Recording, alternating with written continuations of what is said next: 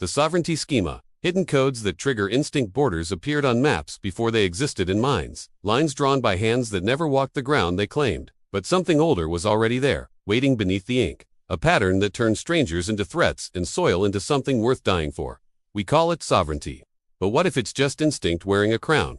Every nation believes it chose its path. Every leader claims their decisions were rational, strategic, calculated. Yet the same behaviors repeat across centuries, across continents, across ideologies that swore they were different.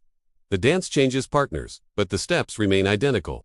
Like most of us, entire civilizations chase safety, and in doing so, create the very chaos they fear. There's a schema running beneath every territorial dispute, every trade war, every declaration of independence. Not written in law books or treaties, but encoded in the nervous system of collective consciousness. It whispers the same question to peasants and presidents alike. Who decides what happens here? The answer always feels urgent, primal, non-negotiable. But here's the loop nobody talks about. Sovereignty isn't about having control, it's about the terror of not having it. The schema doesn't activate when borders are secure. It triggers when they're threatened, or worse, when they're ambiguous. That's when the hidden codes switch on. And entire populations start moving in formation without ever discussing the choreography. Watch any border dispute unfold. Before the first shot fires, before diplomats fail, something shifts in the collective body. Suddenly, compromise feels like betrayal. Negotiation sounds like weakness. The middle ground vanishes not because it's strategically wrong, but because it violates something deeper, a psychological boundary that pre-exists the political one. For a moment, imagine the map without borders, only patterns of fear and desire, shifting through time. What you'd see isn't chaos. You'd see the same shapes forming over and over. Circles of trust and walls of suspicion. Centers of power and peripheries of resentment. Not because of ideology or history, but because of how human nervous systems organize threat and safety in groups. Carl Jung once noted that nations have shadows to the traits they exile become their obsessions. But sovereignty takes this deeper. It's the collective ego, defending against dissolution. Every time a nation asserts its independence, it's really asserting. We exist separately, we are not them, we will not disappear into their story. This isn't political theory. It's survival instinct scaled to the level of millions. The schema has 3 layers, though we rarely see all 3 operating simultaneously. First, there's territorial sovereignty, the visible layer, flags, borders, passports, the geography of ours versus theirs. This is what makes the news, what starts wars, what gets debated in assemblies. But it's only the surface code, the one we can name and discuss. Beneath that runs psychological sovereignty, the invisible boundary around collective identity. This is where it gets strange. A nation can lose physical territory and survive, but threaten its self-concept, its narrative about who it is and why it matters. And watch the immune system of the collective psyche activate with frightening speed. Was it strategy or collective denial? Consider how empires fall, rarely from external conquest alone. Usually, the schema breaks first, the shared belief that we are coherent, that we have a right to exist as we are. Once that internal sovereignty dissolves, the external borders become lines on paper, enforced by habit rather than conviction. The deepest layer is existential sovereignty, the barely conscious assertion that consciousness itself has boundaries, that I am not you, that we are not them, that something about our awareness is ours to control, to direct, to keep separate from the drowning sea of other minds. This is where the hidden codes trigger instinct most powerfully. When a culture feels this layer threatened, through mass migration, cultural blending, the erosion of language or ritual, the response isn't rational. It can't be. You're watching a nervous system try to preserve the sense that it still exists as a discrete entity. The reaction looks like nationalism or xenophobia from the outside, but from the inside, it feels like fighting for the right to still be yourself.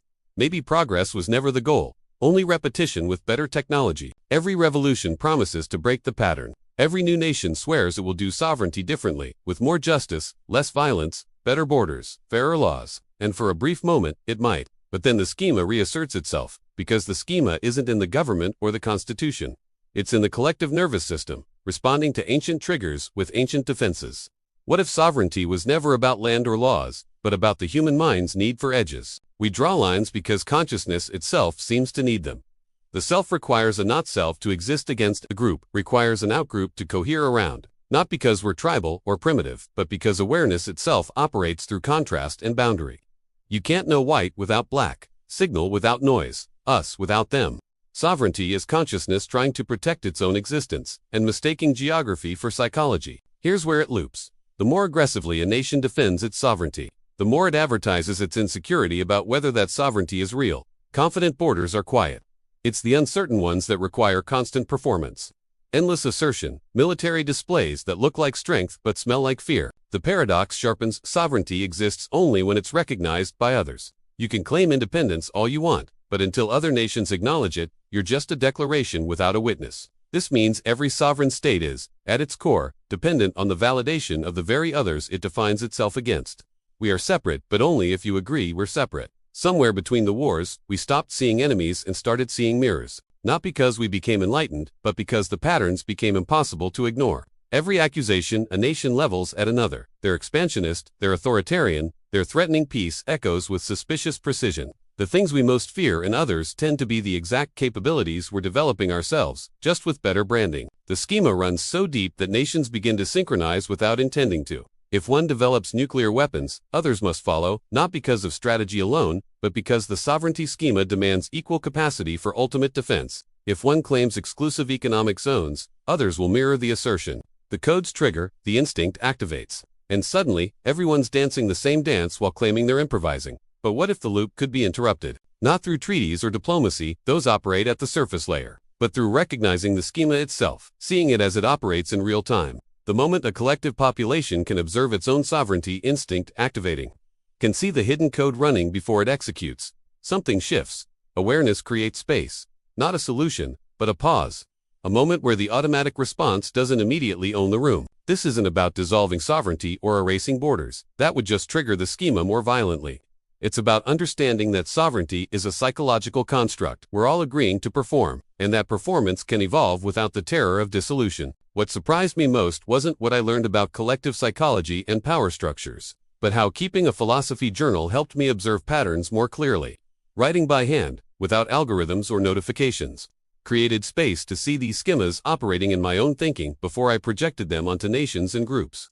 I wasn't expecting such clarity, and it reminded me that seeing the world differently always starts with seeing ourselves differently. This isn't a recommendation, just something that changed how I process information. I'll leave the link below if you want to explore what I mean. History repeats, not because we forget, but because we remember selectively. We remember the victories that confirmed our sovereignty, the moments we stood firm and survived. We forget the compromises that actually preserved us, the times flexibility saved what rigidity would have destroyed. The schema rewards the memory of boundaries defended, not boundaries wisely redrawn, and so the loop continues. Each generation inherits the codes, feels them activate under threat, responds with the same ancient certainty that this time, this border, this assertion of independence is the one that finally matters, absolutely. But beneath the certainty, the doubt persists. Because sovereignty, at every layer, is a claim that requires constant renewal. The moment you stop performing it, asserting it, defending it, the boundary begins to blur.